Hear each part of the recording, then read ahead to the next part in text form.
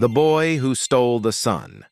In the gilded cage of the Adebayo mansion, a boy named Tunde was not raised by his parents, but by a dangerous lie.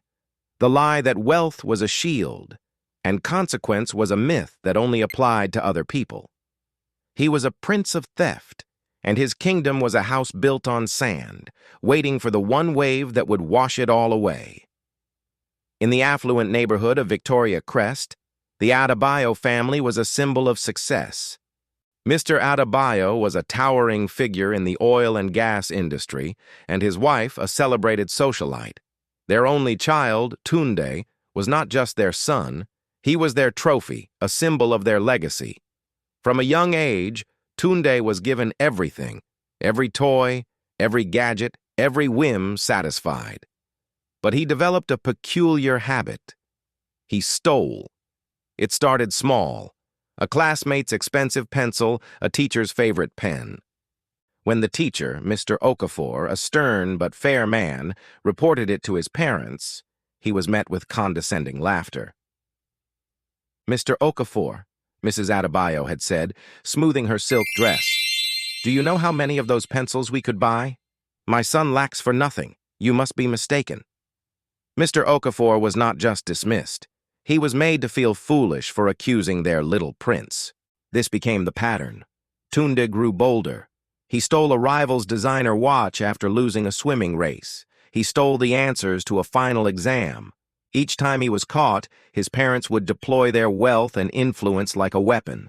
They would summon the accuser, a teacher, a coach, a neighbor, and systematically dismantle their character. They didn't just defend Tunde, they attacked. They would imply the accuser was jealous, incompetent, or even trying to extort them. One by one, they were silenced, sacked, or shamed into submission.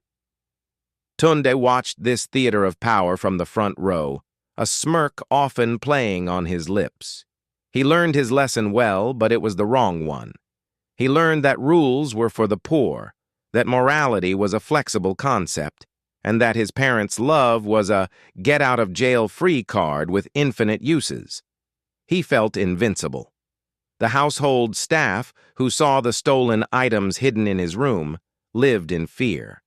The head housemaid, Mama Nkechi, a woman of strong faith, once gathered the courage to speak to Mrs. Adebayo.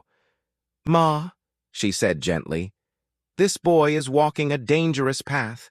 A child who is not corrected will not correct himself." Mrs. Adebayo's response was swift and cold. "Mama Nkechi, your job is to clean, not to parent. If you are unhappy, your position can be filled by tomorrow." Mama Nkechi, a widow who needed the job to put her own children through school, bowed her head and never spoke of it again. Tunde, who had been listening from the stairs, felt a surge of triumph. As Tunde entered his teenage years, his thefts became more audacious. He wasn't stealing for the items. He was stealing for the thrill, for the reaffirmation of his power. He stole car keys from a guest at a party and took a joyride that ended in a wrecked Mercedes. His parents paid for the car without a word of reproach to their son. The world was his playground, and every crime was just a game his parents would help him win. The turning point came on the day of his 17th birthday. A grand party was held at the mansion. Among the guests was an elderly man, Chief Adebayo, a friend of Mr. Adebayo's father. Chief Adebayo was a man of old-school integrity, known for his vast collection of traditional African artifacts. He wore a simple but ancient coral bracelet, a family heirloom passed down through generations, believed to hold the blessing of his ancestors. It was priceless and irreplaceable. Tunde, emboldened by the adulation and the champagne, saw the bracelet. It wasn't the most glittering thing in the room, but it represented a history, a legacy he felt entitled to. In the crowded room, he deftly slipped it from the old man's wrist. But Chief Adebayo was not a teacher who could be fired or a neighbor who could be intimidated. He felt the loss immediately. The party fell into a stunned silence as the old man calmly announced the theft. Security was called. Tunde, arrogant and sure of his immunity, had the bracelet in his pocket. When it was found on him, he didn't even look ashamed. He simply said, "It was just lying around. I was going to give it back." His parents sprang into their well-rehearsed routine. "Chief," Mr. Adebayo began, his voice oozing with false charm, "the boy is young. It was a mistake. We will compensate you handsomely for any distress."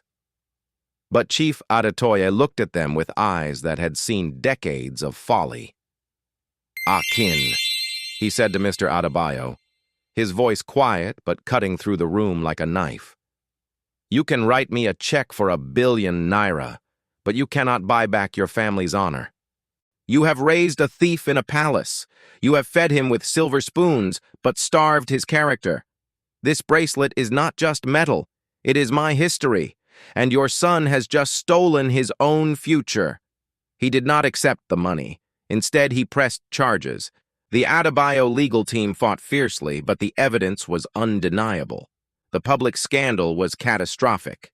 Headlines screamed about the thieving Prince of Victoria crest. Business partners, seeing the family's rotten core, began to pull out. The invincible shield of wealth began to crack, and for the first time, consequence stared Tunde and his parents directly in the face.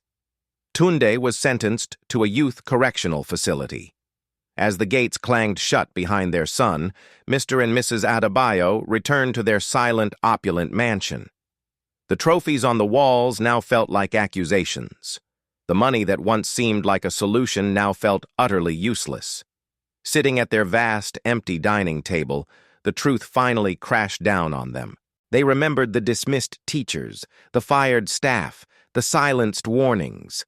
They saw Mama Nkechi's resigned face and heard Chief Adetoye's prophetic words. They had spent a lifetime building a fortress around their son, protecting him from every minor scrape, only to have him walk out of its gates and straight into a prison they had built with their own hands. Their regret was a physical pain, a cold, heavy stone in their chests. It was too late for "I'm sorry."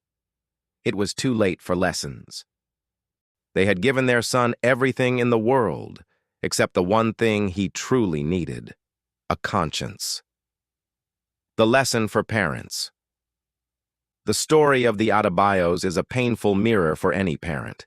Love that is blind to fault is not love, it is negligence. Defending your child from every consequence is not protection. It is a slow poison that cripples their character. A child who is never told no will never understand boundaries. A child who is never held accountable will never develop responsibility. A child who sees you destroy others to defend their wrongs will learn that power is more important than integrity. Do not be an Adebayo. Do not let your love become a destructive force. True parental love has the courage to say, "You were wrong." It has the strength to administer discipline. It has the wisdom to know that sometimes the most loving thing you can do is to let your child face the small consequences of a stolen pencil so they never have to face the life-shattering consequences of a stolen future. Build your child's character with the bricks of integrity, morality, and accountability. A strong character is the only fortress that can truly protect them when you are no longer there to be their shield.